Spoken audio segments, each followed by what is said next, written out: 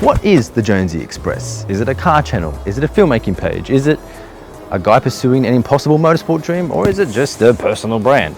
Well, over the past year, I've probably confused a lot of you as to what it actually is and who I am inside of it. And to those of you who are new here, well, welcome to the Jonesy Express, and you're going to learn all about it, about why it started, how it evolved into something much bigger, and what you can expect from me and the Jonesy Express moving forward into the future.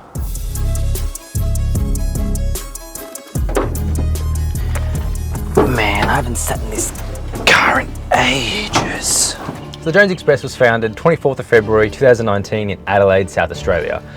It just started out as a way for me to share my Skyline online and document what I do with it. Appreciate your support. So if you haven't already, go search me up on Facebook, Instagram, YouTube, Twitter, all at the Jonesy Express.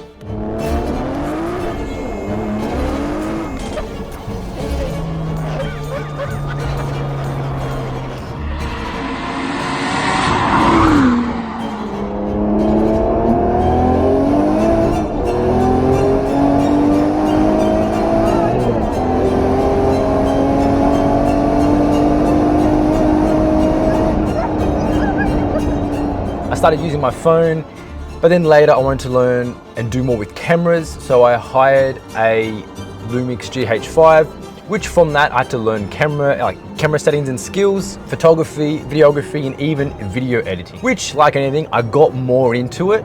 So I got rid of the GH5 and I bought my first ever camera, which was a Sony A7R4. Now this was all during my time serving in the Australian Army as an infantry soldier. So I usually would do this in the afternoons when I'm coming home from work, or mainly on the weekends, as I was away a lot, so I wasn't really consistent with it. Though over time, I met people at car events who are also into photography and videography, and then even with some of them, I got jobs such as weddings, music videos, models, even filming people's cars as well. Along with, honestly, just a whole random bunch of jobs. Of course, I didn't really know what I wanted to do or what my niche was. I just had this skill or was developing this skill and people wanted to pay me to do it. So I thought, okay, cool, like I'll give it a whirl, I'll give it a crack. But even looking back now at my old stuff, oh, it's awful. Hopefully in 10 years from now, I'll look back at this and say the same thing, because that means that you've grown and you've gotten better. So after I left the army, I was still living at my girlfriend's parents' place at the time. And one morning I woke up with this idea for a film. I thought, I'm gonna make a movie. So I learned script writing, I did shot lists, and within 2 weeks of having the idea, I made the film. Now, during the process of making that film, the relationship broke down, so I had to move out and I had nowhere to stay. So I was couch surfing, bed hopping, if that's a term, and honestly, I was actually homeless for a bit. Though then, the brother of my best mate who I was serving with the army at the time, he bought a house and I was able to rent a room from him for a couple $100 a week. And all I had with me in that room was a mattress on the floor, a plastic table for my computer, and a camera. Doing stuff everywhere. Right, this is my room, it's pretty shit. So yeah, just shit here. Hectic bed, computer where I make my magic, and then plates for my car, and this is where I sleep. During that period, I admittedly did live quite a hedonistic lifestyle. If you don't know what that means, there's a definition here. And the army, for a lot of people, holds a huge part of their identity because it can consume your life. It's like, the army is not a job, it's a lifestyle, as they say, and it is true. And when I left, I didn't know who I was or what I was meant to be doing, and as they say, pleasure is distraction from purpose. So while I was renting this room, I actually shot content for my mate's brother, because the house I was staying in, he was flipping. So that helped him out, and it also gave me something to do while I was working out what to do with my life. Plot twist, I'm still kind of doing that. Though not long after, actually, I finished my short film when I uploaded it. Maybe if you didn't empty the credit cards every time you went shopping. I had an old co-worker who I haven't spoken to in years call me out of the blue. This is actually not long after I bought the GR Yaris, and he says, hey, I'm working on this short film set, this indie film set, and I remember you said you like films, so if you want, you can come up and I'll get you onto the set and you can get some experience. I thought, That's fucking random, but cool. I mean, what are the chances? So I packed my bag, my camera, my computer into the Yaris, and I set off back to Tamworth, my hometown, which is where I was born and raised. And along the way, I got to see what the Yaris could do, allegedly. That weekend, I worked on the film set, and I met someone who honestly changed my life, I guess you could say, or my perspective and view on life. And during all of that is when COVID was kicking off, aka the scamdemic. And I decided not to return to Adelaide, and I just stayed in Tamworth for about 12-ish months. Call it a gap year, I guess you could say, because I never did that. Again, trying to find myself, work out what I was doing. I was living with my parents, and then I met my now wife, where she lived in Sydney, and I would drive every fortnight from Tamworth to Sydney, which is around 10 hours total, 1,000 kilometers. So that put a lot of Ks on the Yaris. And when we finally got married,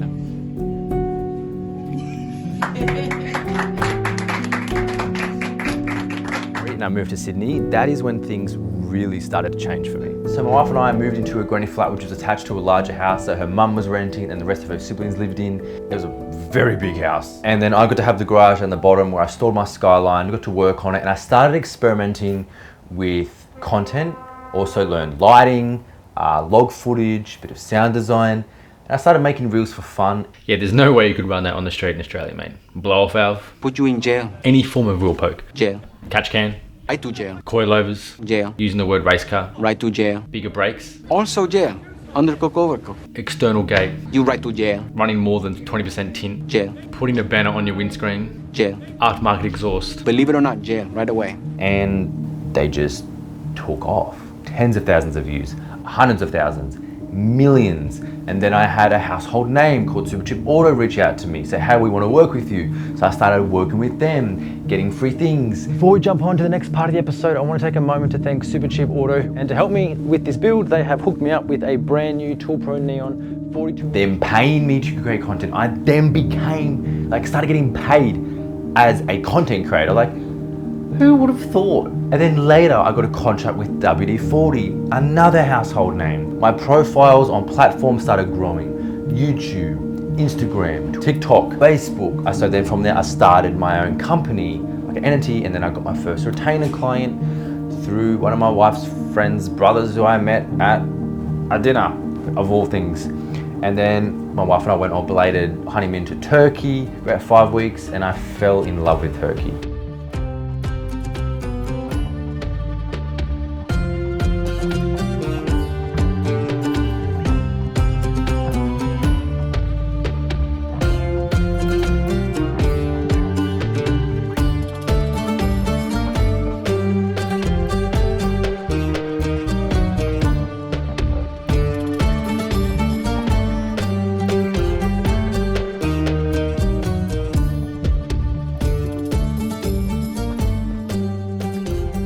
I love Turkey, and I think when I went there with her, that's when I actually really learned what it's like to truly love a country. And then when we returned, my client invited me overseas to Malaysia with them, where they were teaming up with the Japanese team for the K-Car Global 24-hour K-Car endurance race, which is the only K-Car endurance race, 24-hour K-Car endurance race in the world, and my first ever proper motorsport event. So I'm currently walking the straight of the Sepang circuit up to turn 15, where we're gonna take the big group photo. This is actually so cool. That is where I really discovered my love for racing, especially wheel to wheel and endurance. Actually, prior to going to Malaysia, I just started the track build on my Skyline. And upon returning, I thought, well, I've seen all this success just from having fun and just messing about with videos, both in, I guess, business and content creation. I thought, okay, this is where I went wrong, by the way. How well can I do? How much quicker can I grow? How much bigger can I get if I make it more efficient, start logging my time? That's right, I literally, for the past 500 days, I've logged every single minute of my life. Long story, another video. And trying to structure videos more, this and that. And I think through doing that is where I kind of lost my authenticity a little bit. Then my wife fell pregnant as well, so there was the added pressure of, okay, cool, I'm getting paid as a content creator, there was not enough to like solve the problem that I now have. So then through all of this, followers started to decline, engagement started to decline, my content wasn't doing well. So then that stressed me out more. I was like, oh, I've got to change, you know, trying to reinvent the wheel when I already had something that was working. Brands I was working with started getting flaky, treat me like a booty call. Maybe that's karma coming around. And then once we moved, my clients dropped off. Business was very hit and miss, up and down.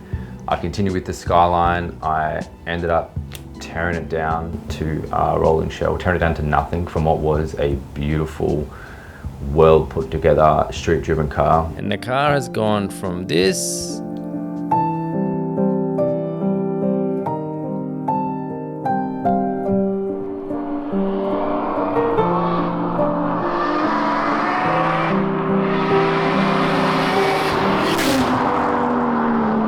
to this.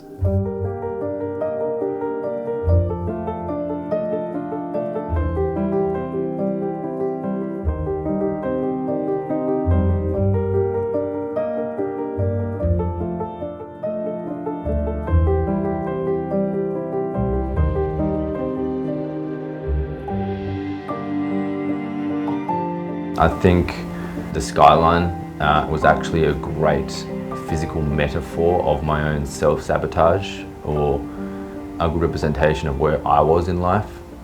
My daughter was born, which again changed my life, and yeah, for the better. I love my daughter. I think kids are, you know, it's a different level of life that you unlock. Things kind of didn't change from there, like back to the content side of things. Kind of continued to plateau. It was kind of like just slowly on a slowward downtrend. And then recently I thought, oh, you know, what brought me here was filmmaking, right? Was that indie film set that led to all this. I thought, okay, well, what if I just focus more on filmmaking? But then I realized that, let's just say I was on level 4 of content creation, whatever. Filmmaking, I have little to no experience in, so I'm going back down to level 1. So I'm like, okay, maybe it's that, maybe it's my name. I need like a stage name. So then I changed my name out on my socials to Luke Funky, which by technicality is what my surname's supposed to be. Long story, another video. Like everything was pretty much going downhill. Like content was going down, engagement going down, losing followers. I've got no clients. Like literally as I make this video right now, I have no clients in my business and I have bills due. Hectic. Realized that I was doing the wrong thing by changing, and I should have just stuck to what I was doing, because that was just part of the process. Because most successful content creators, YouTubers, it's usually a 7 to 10, 5 to 12 year process. So now I'm kind of, well, shit, am I starting from scratch? You know, do I have to reinvent myself? Not reinvent myself, but do I have to like re-educate the audience, which is why I'm doing this video.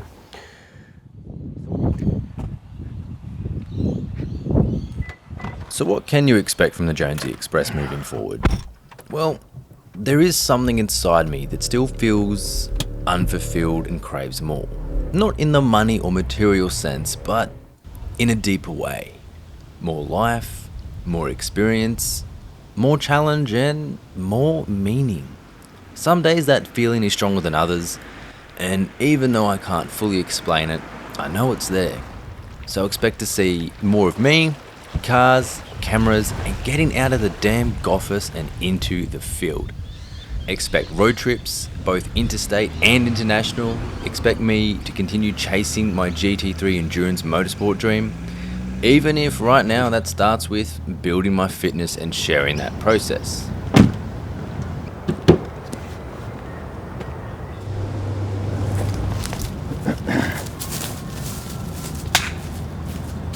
Expect to see films and videos that align with what genuinely interests me and I actually like.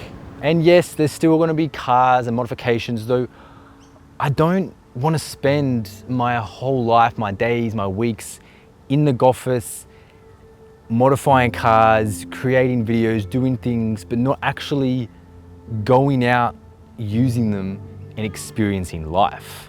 But I want more from life than just that. I want to build something real. I want to be able to take my wife and my daughter out places, on holidays, overseas, nice experiences.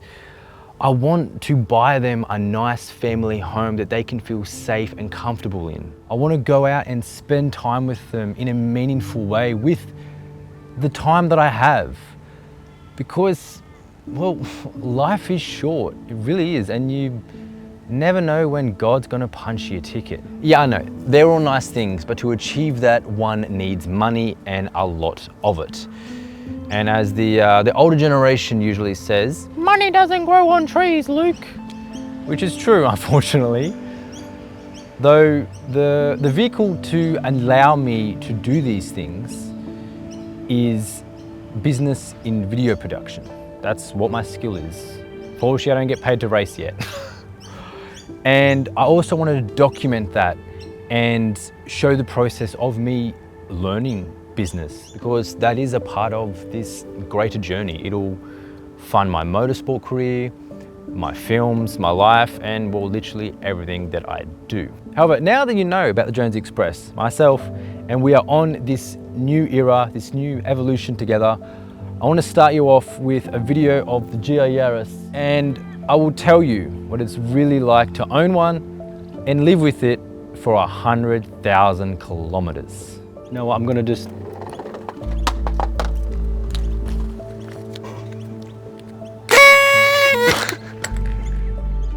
thank you for watching, and I'll see you next time on the Jonesy Express.